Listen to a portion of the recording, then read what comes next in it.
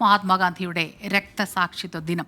മഹാത്മാവിന്റെ ഓർമ്മയിലാണ് രാജ്യം മുഴുവനും. രക്തസാക്ഷിത്വത്തിന്റെ 77 ആണ്ടുകൾ പൂർത്തിയാക്കുമ്പോഴും ഓരോ ഇന്ത്യക്കാരനും നടുക്കത്തോടെ മാത്രമേ ആ ദിവസത്തെക്കുറിച്ച് ഓർക്കാൻ കഴിയൂ. മഹാത്മാവ് അന്ത്യശ്വാസം വലിച്ച ഡൽഹിയിലെ ബിർള ഹൗസിന് മുന്നിൽ നിന്ന് ബൽറാം നെടുങ്ങാടി തയ്യാറാക്കിയ ഒരു റിപ്പോർട്ടിലേക്കാണ് ഇനി പോകുന്നത്. എനിക്ക് പിന്നിൽ കാണുന്ന ഈ കെട്ടിടമാണ് ബിർള മന്ദിർ അഥവാ ബിർള ഹൗസ്. ഇന്ന് ഗാന്ധി സ്മൃതി എന്ന് അറിയപ്പെടുന്നു. രാഷ്ട്രപിതാവ് മഹാത്മാഗാന്ധി തൻ്റെ ജീവിതത്തിൻ്റെ അവസാന 144 ദിവസങ്ങൾ ചെലവഴിച്ചത് ഈ കെട്ടിടത്തിലാണ്. അഹിംസയും ഉണ്ണാവ്രതവും ആയുധമാക്കി സൂര്യനസ്തമിക്കാത്ത ബ്രിട്ടീഷ് സാമ്രാജ്യത്തിൻ്റെ അടിത്തറയിളക്കിയ മഹാത്മാവിൻ്റെ ചുടുരക്തം തെറിച്ചു വീണത് ഈ മണ്ണിലാണ്. അദ്ദേഹത്തിൻ്റെ അവസാന ശ്വാസം അലിഞ്ഞു ചേർന്നത് ഈ അന്തരീക്ഷത്തിലാണ്.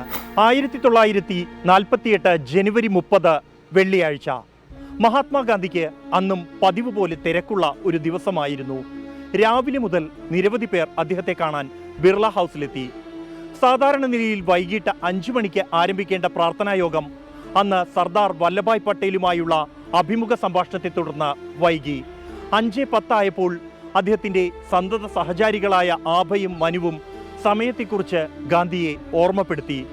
ഉടൻ തന്നെ അദ്ദേഹം പ്രാർത്ഥനയ്ക്കായി പുറപ്പെട്ടു.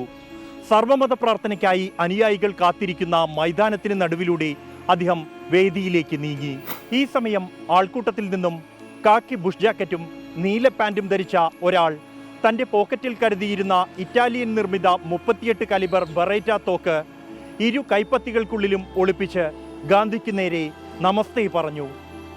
തീവ്ര ഹിന്ദു ദേശീയവാദിയായ നാഥുറാം വിനായക് ഗോഡ്സെയായിരുന്നു അത്. ഒരു ചെറു പുഞ്ചിരിയായിരുന്നു അയാൾക്കുള്ള മഹാത്മാവിൻ്റെ മറുപടി. അയാൾ ഗാന്ധിക്ക് നേരെ മുന്നോട്ട് നീങ്ങിയതോടെ കാൽ തൊടാൻ വരുന്നതെന്ന് കരുതി മനു വിലക്കി. ഇടത് കൈകൊണ്ട് മനുവിനെ ശക്തമായി തള്ളിയ അയാൾ വലതു കൈയിലിരുന്ന തോക്കുകൊണ്ട് 3 തവണ നിറയൊഴിച്ചു. ഗാന്ധിജിയുടെ നെഞ്ചിലും വയറിലുമായി 3 വെടിയുണ്ടകൾ തുളഞ്ഞുകയറി. ഹേ റാം, ഹേ റാം എന്നുച്ചരിച്ചുകൊണ്ട് കൈകൂപ്പിക്കൊണ്ട് മഹാത്മാവ് നിലത്തു വീണു. അപ്പോൾ സമയം കൃത്യം 5:17. വെടികൊണ്ടു വീണ പൂന്തോട്ടത്തിൽ നിന്നും ഗാന്ധിജിയെ ബിർള ഹൗസിലേക്ക് മാറ്റി. ഏകദേശം അരമണിക്കൂറുകൾക്ക് ശേഷം 5:40 അദ്ദേഹത്തിൻ്റെ മരണം ഔപചാരികമായി സ്ഥിരീകരിച്ചു. 6 മണിക്ക് ആകാശവാണി മഹാത്മാഗാന്ധിയുടെ കൊലപാതക വാർത്ത ലോകത്തെ അറിയിച്ചു. ആ വാർത്ത കേട്ട് ലോകം അക്ഷരാർത്ഥത്തിൽ നടുങ്ങി. മഹാത്മാവിൻ്റെ വിയോഗ വാർത്തയുമായി ഇറങ്ങിയ ഹിന്ദുസ്ഥാൻ ടൈംസ് പത്രം അതിൻ്റെ മുഖപ്രസംഗത്തിൽ ഇത്രമാത്രം കുറിച്ചു: ആരുടെ പാപമോചനത്തിനു വേണ്ടി അദ്ദേഹം ജീവിച്ചുവോ അവർ തന്നെ അദ്ദേഹത്തെ വധിച്ചു. ലോക ചരിത്രത്തിലെ ഈ 2ാം ക്രൂശിക്കൽ നടന്നത് ഒരു വെള്ളിയാഴ്ച. 1915 കൊല്ലം മുമ്പ് യേശുക്രിസ്തുവിനെ കൊലപ്പെടുത്തിയ അതേ ദിവസം.